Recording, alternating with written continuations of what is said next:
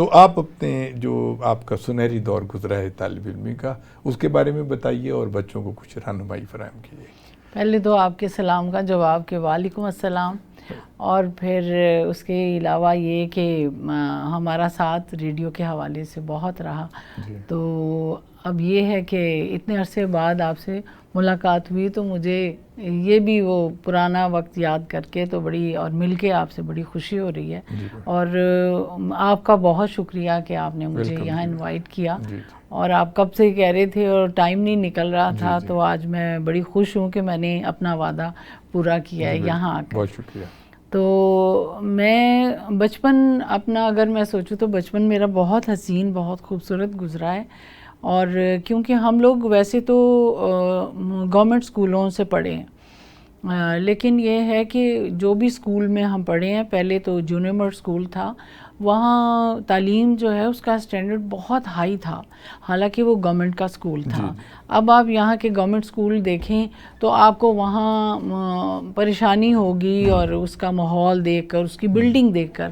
ہمارا اسکول بہت ہی خوبصورت گراؤنڈز، اور جس کو واقعی اسکول آپ کہہ سکتے ہیں، اس کی بلڈنگ، کلاسز، اور نیا بنا ہوا اسکول تھا وہ، مجھے ایسے لگتا ہے، کیونکہ اس کی گراؤنڈز اتنی تھی، اور استاد تو ہمارے بہت قابل ٹیچرز تھیں، اور انگلش میڈیم ٹائپ کا وہ اسکول تھا، یعنی زیادہ جو اس میں پڑھائی تھی وہ انگلش میں بہت زیادہ ٹف تھی، تو لیکن یہ ہے کہ ہم نے وہ 5th تک اس میں نے پڑھا، اور اس کی خاص بات جو مجھے کبھی نہیں بھولی، اور میں ابھی بھی اپریشیٹ کرتی ہوں جو کچھ میرے اوپر اس کا اثر ہوا اس دوران پڑھتے ہوئے، وہ یہ تھا کہ ہماری ڈرل پیریڈ جو ہوتا تھا اس میں اکثر جو ہماری مسز اعظم ہوتی تھی، جو کہ ساڑی پہنتی تھی، پتلی دبلی لمبی، اور وہ ہوتی تھی اسپورٹس بورڈ کی چیئرمین، اور وہ خود آ کر، اور میوزک لگتا تھا، اور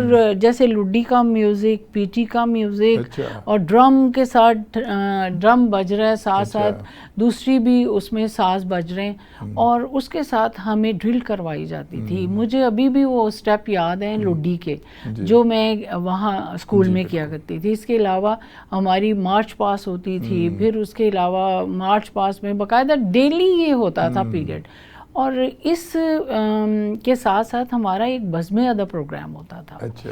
وہ جمعے کا دن ہوتا تھا اور ہاف ڈے ہوتا تھا، لیکن وہ ایک پیریڈ جو ہوتا تھا نا، وہ ہمارے اندر نا کرنٹ پیدا کر دیتا تھا، کیونکہ ہم نے پوئمز بھی پڑھنی ہے، وہاں نعتیں بھی پڑھنی ہیں، وہاں کوئی لطیفے بھی پڑھنے ہیں، اور ہر ایک نے یہ سوچا ہوتا تھا کہ کون سا لطیفہ آج میں سناؤں گا، تو ہم بھی اس میں پارٹیسپیٹ کرتے تھے۔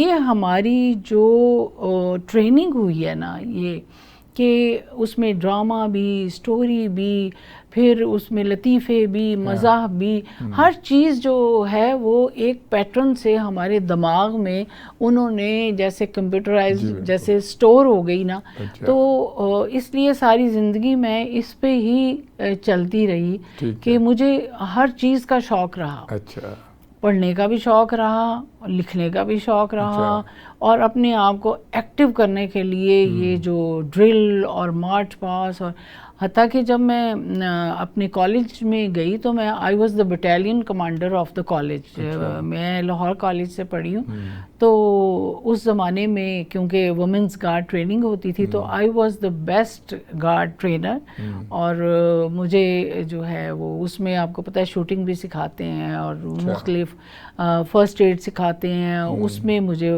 فرسٹ یعنی میں تھی، اور اس میں شوٹنگ میں بھی میں فرسٹ آ رہی تھی، تو میرے کیپٹن صاحب نے کہا کہ آپ پلیز اس میں اب نہ آئیں، کیونکہ آپ کیپٹن بھی ہیں تو آپ کو تو اس کا ڈیفینیٹلی آپ کو شیلڈ اس کی ملنی ہے، تو پھر کسی اور کو آپ دے دیں گے، تو پھر میں نے کہا اٹس اوکے، میں نہیں پارٹیسپیٹ کرتی۔ تو اس لحاظ سے ہر چیز میں کہتی تھی مارچ پاس ہمیں کیونکہ بچپن سے سکھائے گی، آئی نو کہ مارچ پاس کیسے ہوتی ہیں، رائٹ لیفٹ رائٹ لیفٹ، تو وہ زندگی میں تھرو آؤٹ ایک ردم رہا، اور یہ جو آپ کی ڈسپلن اور یہ پیدا جو ہوتا ہے نا اس کی وجہ سے کہ آپ ہر چیز کو ٹائملی کرتے ہیں اور اس کو آپ سمجھتے ہیں کہ اس میں ہر چیز جو ہے نا صحیح ٹائم پہ اور صحیح ہو مینجمنٹ میں. تو یہ چیزیں تو میں نے بچپن سے یہاں سے سیکھی.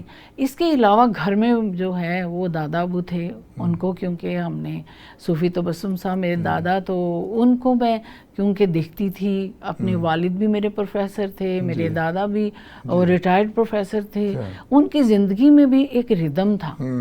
صبح جلدی اٹھنا ہے, صبح جلدی سیر کو جانا ہے, پھر اس کے بعد ناشتہ کرنا ہے, پھر اس کے بعد تیار ہونا ہے اور کالج جانا ہے. ہم اسکول جانے کے لیے تیاری کر رہے ہیں, وہ اپنے کالج جانے کے لیے تیاری کر رہے ہیں. تو ہمارے گھر کا ماحول کچھ ایسے گھڑیوں پہ کے ساتھ ساتھ ٹائم کے ساتھ ہوتا تھا. اور پھر اس کے ساتھ ساتھ یہ کہ ہمیں شعور دیتے تھے وہ کہ پڑھائی کیوں ضروری ہے اور آپ نے کیا کیا کتابیں پڑھنی ہیں, آپ اس عمر میں ہیں تو آپ کو کیا کتابیں پڑھنی چاہیے. ہمیں رسالے لگا کے دیے ہوئے تھے, بچوں کی دنیا, تعلیم و تربیت, وہ ہماری زندگی تھے کہ ہم پڑھتے تھے. بڑی بہن پڑھتی تھی, میں سنتی تھی, میں سناتی تھی, چھوٹا بھائی سنتا تھا. اور یہ جو پڑھنا ہوتا ہے اور لطیفے, اور ہمیں انتظار رہتا تھا اپنے رسالوں کا کہ کب آئیں گے اور کب ہم یہ پڑھیں گے. تو اسی طرح ہمیں دادا نے بھی یہی تربیت دی ہے کہ صبح جلدی اٹھو اور رات کو جلدی سو اور پڑھائی کی طرف توجہ کرو. اگر پڑھائی نہیں کی آپ نے زندگی میں ناکام رہیں گے آپ, اگر آپ پڑھیں گے نہیں. اور جو پڑھو اس کو بھی اپنے اندر اتارو, اپنی روح میں اتارو, تب جا کے وہ آپ کو اس کا رزلٹ جو ہے اچھا نصیب ہوگا. مطلب کردار سازی پہ بہت زور تھا. ہاں جی, کردار سازی پہ. جب آپ دیکھیں کتاب پڑھیں گے, کتابوں میں, ناول میں, آپ جو بھی کتاب پڑھیں گے, مجھے تو دادا ابو نے کئی دفعہ, میری عمر چھوٹی تھی, 6ٹھی 7ویں میں ہوں گی, وہ شیکسپیئر کی کتاب دے جاتے تھے پڑھنے کے لیے. تو میں بعض اوقات پریشان ہوتی تھی کہ مجھے سمجھ نہیں آتی تھی کہ دادا ابو شام کو آئیں گے, پوچھیں گے کیا پڑھا, تو میں کیا کہوں گی انہیں. تو اسی خوف میں رہتی تھی. لیکن وہ شام کو ان کی محفلیں ایسی سجتی تھی, ان کو بھول جاتے تھے وہ تو وہ پھر بچت ہو جاتی تھی. لیکن وہ ہمیں ہر قسم کی, یعنی کس طرح بیٹھنا ہے, کس طرح اٹھنا ہے, کس طرح مہمان کو سلام کرنی ہے. ان کے دوست آتے تھے تو ہمارا تعارف کراتے تھے, یہ ہماری پوتی ہے, یہ ہمارا پوتا ہے, جو بھی. تو وہ جو ہے نا اس بات پہ جو ہے نا ہمیں یہ بھی ہوتا تھا کہ ہم بڑے بڑے لوگوں سے مل رہے ہیں. بہت دادا ابو کے اتنے دوست ہیں جو آتے ہیں اور ہم ان سے ملتے ہیں. ہمیں یہ نہیں پتا تھا کہ یہ زید بخاری ہیں, یہ فیض صاحب ہیں, یہ اشفاق صاحب ہیں, اور یہ اتنے بڑے بڑے لوگ ہمارے, اور جو گلوکار ہیں وہ بھی آتی تھیں, جرنلسٹ بھی آتے تھے, ادبی لوگ بھی آتے تھے. دادا ابو کے شاگرد اتنے آتے تھے ان کو شام کو ملنے کے لیے. کشور نحید صاحبہ تھیں. بنیادی طور پہ میں محسوس کر رہا ہوں کہ آپ کا جو دور تھا طالب علمی کا, اس میں زیادہ رجحان جو تھا وہ علم و ادب کی طرف تھا. لیکن آپ جب یونیورسٹی تشریف لے گئیں تو آپ نے سائنس سبجیکٹ کو رکھا. کون سا سبجیکٹ تھا آپ کا؟ میرا بائیو کیمسٹری تھا. بیسیکلی تو کیمسٹری تھا, اس میں اسپیشلائزیشن ہوتی ہے, تو اس میں بائیو کو میں نے چوز کیا تھا. اس کے بارے میں ہمارے اسٹوڈنٹس کو بتائیے. ہاں جی, میں بیسیکلی تو اصل میں جب گھر میں بچہ کوئی انٹیلیجنٹ ہو یا لائق ہو پڑھائی میں, تو وہ ان کو سمجھا جاتا تھا پہلے کہ اس کو سائنس ہی پڑھائی جائے. تو میرے والد اور میرے دادا کی طرف سے تو کوئی ایسی نہیں تھی. میں اکثر دادا ابو سے پوچھتی تھی, دادا ابو میں کیا کروں گی, میں کیا پڑھوں گی, تو وہ کہتے تھے فارسی میں ایم اے کرنا. لیکن میں میں سمجھتی ہوں بدقسمتی ہے کہ میں نے اس میں نہیں کی, کہ مجھے وہی پڑھنا چاہیے تھا, کیونکہ میرا انٹرسٹ تھا ایسی چیزوں میں, اردو میں, فارسی میں, اور آرٹ میں بھی تھا. تو میرے جو والدہ تھی نا, ان کو بہت شوق تھا کہ میں پی ایچ ڈی کروں, ڈاکٹر بنوں, اور میں سائنسدان بنوں. تو میں نے اپنی ماں کی خاطر، اپنی والدہ کی خاطر میں نے سائنس پڑھی، اور ساتھ ساتھ انہوں نے مجھے ایک اٹریکشن دے دی کہ اگر تم سائنس میں اچھے نمبر لیتی جاؤ گی تو تمہیں فائن آرٹس کرنے کی اجازت ہوگی. تو میں پھر وہ مجھے استاد اللہ بخش کے گھر بھی لے کر گئے، اور وہاں میں ان کی باقاعدہ شاگرد بنی. اور پھر اس کے بہاف پر میں ادھر تو ایم ایس سی کر رہی تھی پنجاب یونیورسٹی میں، اور ادھر میں فائنانس ڈپارٹمنٹ میں بھی گھسی ہوتی تھی. اور وہاں میری وہاں ہما حمید ہوتی تھی، پھر ایک اور روبینہ جو ہیں ایک آرٹسٹ ہیں بڑی مشہور، وہ بھی وہاں پر ہوتی تھی. تو ہم لوگ ہر ایگزیبیشن میں میں وہاں پارٹیسپیٹ کرتی تھی، اور آئی آلسو گیٹ سم کوئی نہ کوئی ایوارڈ ملتا تھا مجھے. اور میری ڈرائنگ جو ہے کیونکہ تھوڑی سی ہیلپ ادھر سے بھی ہو جاتی تھی کیونکہ میرا ذہن اس طرح کا تھا، تو میں نے آل پاکستان سپورٹس ایگزیبیشن میں 3rd پرائز لیا تھا. اور ان دنوں نواز شریف صاحب جو ہیں وہ وزیر خزانہ تھے، تو مجھے میں نے ریسیو کیا تھا اپنی شیلڈ، اور میں بڑی خوش قسمت سمجھتی ہوں. اور اس وقت یہ بڑے ینگ تھے. ڈاکٹر صاحب یہ جو بائیو کیمسٹری تھی اس میں جو آپ نے ڈاکٹریٹ کی، آپ کا کیا تھیسس کس موضوع پہ تھا؟ میرا تھا early diagnoses of liver diseases by identification and characterization of marker protein. اس میں تھا کہ جو مارکر پروٹین جو مارک کرتی ہے for this disease, for the hepatitis C, اس کو کریکٹرائز کرنا اور آئسولیٹ کرنا، اور اس کی انہیبیشن بھی دیکھنا کہ کون سی میڈیسن ہے، کون سی ایسا ہربل پروڈکٹ ہے جو اس پروٹین کو جو پروڈیوس کرتی ہے یہ ڈیزیز ہیپیٹائٹس سی، وہ کیسے انہیبٹ ہو سکتا ہے، وہ کم کیسے ہو سکتا ہے، وہ جو بیماری کی وجہ وہ پروٹین کا، وہ ہمارے ڈفرینٹ جو میڈیاز ہیں اور ڈفرینٹ میتھڈز ہیں ہمارے پریکٹیکلی، جیسے مشینوں پہ اور دوسرے ہم پریکٹیکل کرتے ہیں اس میں کہ اس کو فائنڈ آؤٹ کرنے کے لیے. تو اس میں بہت ساری ایسی چیزیں مجھے ملی کہ یہ پروٹین کون سی کے ڈی اے کی ہے جو کہ اس بیماری کو پروڈیوس کرتی ہے، اور جو باڈی میں آتی ہے جب تو تب کیا اس میں چینجز آتی ہیں اس انسان میں. تو اس کا سارا بلڈ ٹیسٹ کرتی تھی میں، پھر اس کے بعد اس کی وہ جو پروٹین ہے اس کو آئسولیٹ کیا، پھر اس کی انہیبیشن دیکھی ڈفرینٹ میڈیسنز پہ، جیسے 2 الفا انٹرفیرون دی جاتی ہے فار دا ہیپیٹائٹس سی. اور اس کے علاوہ میں نے ہربل جو ہے نا نیم، اس کے اوپر بھی اس کو ایکسٹریکٹ کر کے تو اس کو بھی اس کی انہیبیشن دیکھی، اور اس پہ مجھے پھر پی ایچ ڈی کی ڈگری دی. اچھا ماشاءاللہ. ڈاکٹر صاحب آپ صوفی تبسم صاحب کی ہم کچھ یادیں تازہ کریں، آپ بتائیے ہمارے سامنے. صوفی صاحب کے بارے میں تو ناچیز کیا بتا سکتی ہوں، کیونکہ ان کو بتانے کے لیے تو بہت بڑی بڑی شخصیات جو پڑھی لکھی ان سے پڑھی بھی ہیں. بہت سارے حضرات ایسے ہیں، شخصیات ہیں جو کہ بڑی نامور ہیں ان کے شاگردوں میں بھی. تو میرے تو دادا تھے، تو میں ایز اے پوتی ان کے بارے میں جو بتا سکتی ہوں، اور وہ یہی ہے جب سے آپ صوفی صاحب کی ڈیتھ ہوئی اس کے بعد جو ہے اس چیز کا احساس زیادہ ہوا کہ صوفی صاحب بیسیکلی میرے دادا تھے کیا. کیونکہ اس وقت تو ایسے ہی لگتا تھا نا کہ بس دادا ہیں، اور وہ ڈانٹ بھی رہے ہیں، وہ ڈبٹ بھی رہے ہیں، وہ ہمیں کچھ نصیحت بھی کر رہے ہیں، جا رہے ہیں آ رہے ہیں، مہمان آ رہے ہیں مہمان جا رہے ہیں، کوئی آ رہا ہے کوئی کھا رہا ہے کوئی پی رہا ہے. ہمارے گھر کا ماحول اتنا خوبصورت تھا، سمنا آباد میں بھی اور سن نگر حویلی میں بھی ہم رہے ہیں. میرا بچپن بہت چھوٹی تھی میں جب سن نگر میں دادا ابو رہے ہیں. دادا ابو ادھر شفٹ ہوئے 1964 میں سمن آباد میں. تو وہ جو سن نگر کا ماحول تھا نا وہ بھی مجھے تھوڑا تھوڑا یاد ہے کہ اوپر ایک گیلری ہوتی تھی تو وہاں پر سارے لوگ آئے ہوتے تھے. اس میں استاد دامن کے گود میں بیٹھی ہوئی ہوں. مجھے ابھی تک یاد ہے کہ وہ دھوتی پہن کے آتے تھے اور کرتا اور اوپر ان کے رومال بھی ہوتا تھا, اور میں ان کے یہاں پر بیٹھی ہوں چھوٹی سی.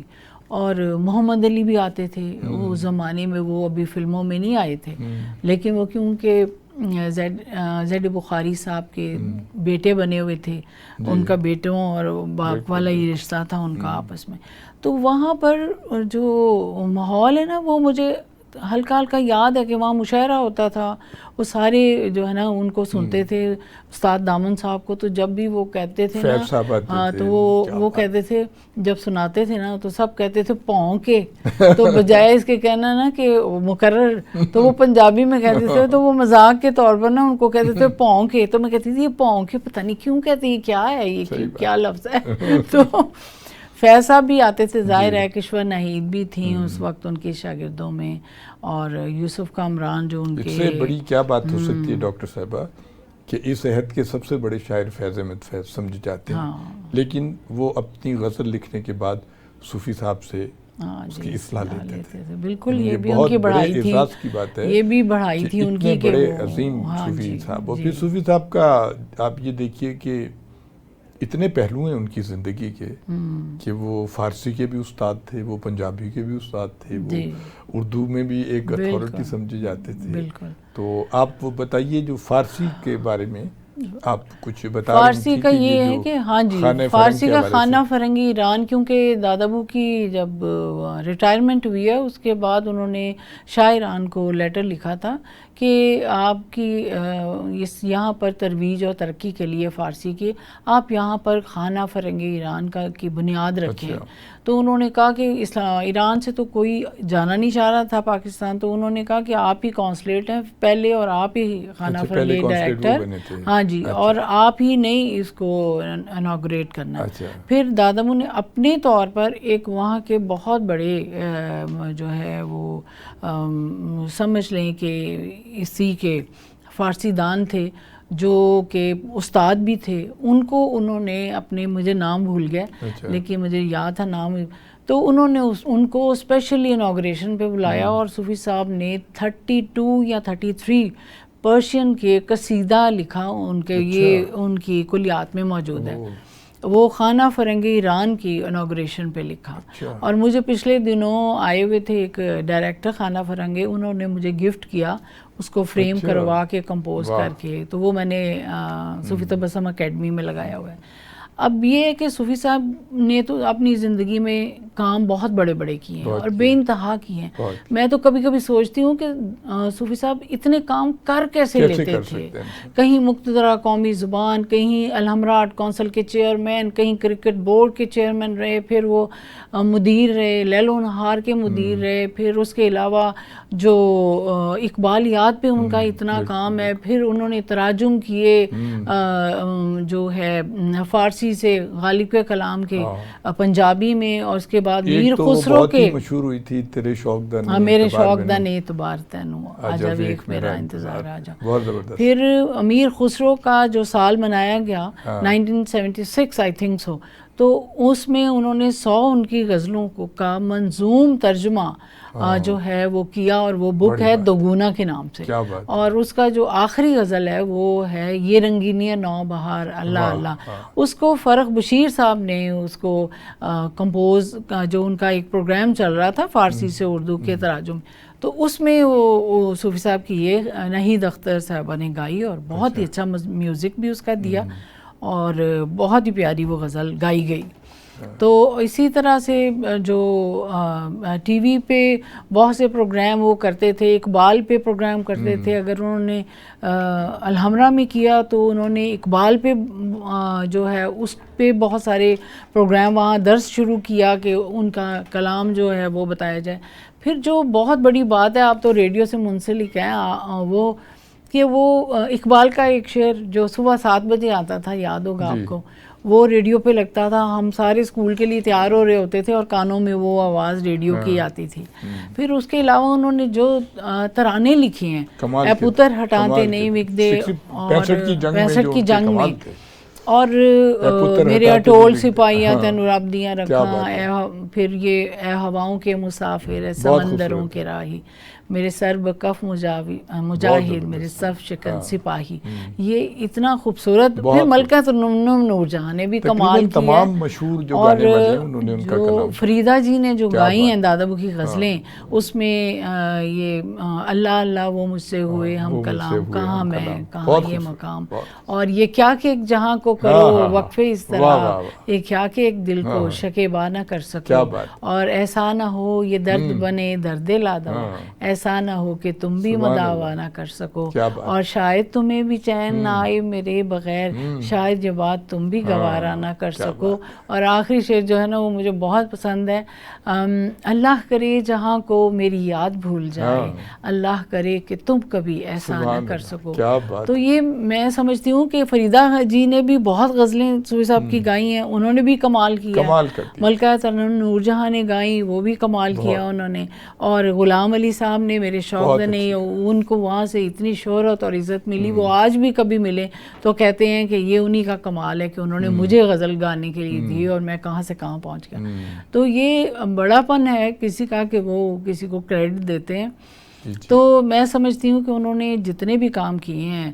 اور جو صوفی تبسم اکیڈمی کے بارے میں تھوڑا سا بتانا چاہوں گی کہ صوفی تبسم اکیڈمی 1979 میں اس کا یہ صوفی صاحب کے بیٹوں نے صوفی تبسم اکیڈمی کا اہتمام کیا کہ یہ ہم اس کے تحت صوفی صاحب کو یاد رکھنے کے لیے، ان کی تمام ترویج اور ترقی کے لیے، ادب کی ہم کلچر کے لیے یہ کام کریں گے، ہم کرتے رہیں گے تاکہ ان کے نام ہم لے کے چلتے رہیں. پھر بیچ میں تھوڑا سا وقفہ آ گیا کیونکہ میرے سارے چچا پروفیسرز تھے.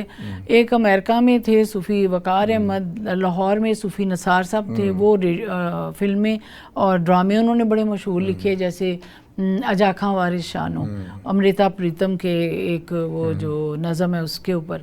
اور وارث شاہ اتنے سالوں کے بعد زمین پر آتے ہیں تو یہاں دنیا میں کیا ہو رہا ہے وہ دیکھتے ہیں. یہ بہت ہی خوبصورت ان کا. اور ہم نے یہ انڈیا میں لے کر گئی اور میں نے وہاں اپنے اسٹوڈنٹ سے یہ کروایا، ڈرامہ سارا پروڈیوس کیا، ڈائریکٹ کیا. اور وہ بھی ڈاکٹر مظفر عباس صاحب نے مجھے ایک نیف ڈیک کا ایک کورس دیا تھا، ایجوکیشن یونیورسٹی میں تھے اس وقت. تو جب میں نے انہیں پڑھایا، اس میں کریٹیو رائٹنگ، افسانہ، ڈرامہ تھا میں نے جو پڑھا رہی تھی.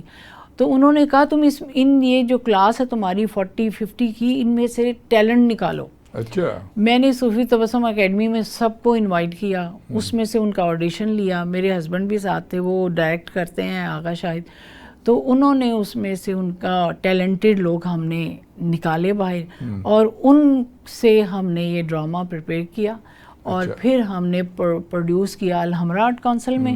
اس کے بعد ہم انڈیا لے گئے. پھر انڈیا میں جب انڈیا والوں نے دیکھا، آپ کو پتا وہاں تو سکھ لوگ تو بہت ہی پنجابی اچھی بولتے ہیں اور سمجھتے ہیں، ہم سے زیادہ سمجھتے ہیں وہ پنجابی کو. سکھ لوگ تو خاص انہوں نے وہ اتنا پسند آیا کہ ہر سال مجھے کہیں کہ بس آپ ڈرامہ لے کے آ جائیں. تو وہ پھر ہم نے وہاں تھا یونیسیف کا جو ایک کمپٹیشن، اور وہ اس میں پھر ہمیں انہوں نے رکھا.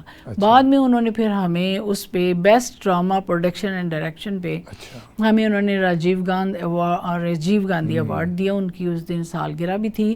اور وہ کنگڈم آف ڈریم ان کا بہت بڑا کلچر سینٹر ہے، وہاں پر یہ پروگرام ہوا. ساتھ میں وہاں مشاعرہ بھی تھا، ساتھ میں انہوں نے تمام مسلمانوں کا روزہ بھی کھلوایا ہوا تھا، کھانا بھی تھا، روزہ بھی، افطاری بھی تھی. بہت بڑا فنکشن تھا وہ.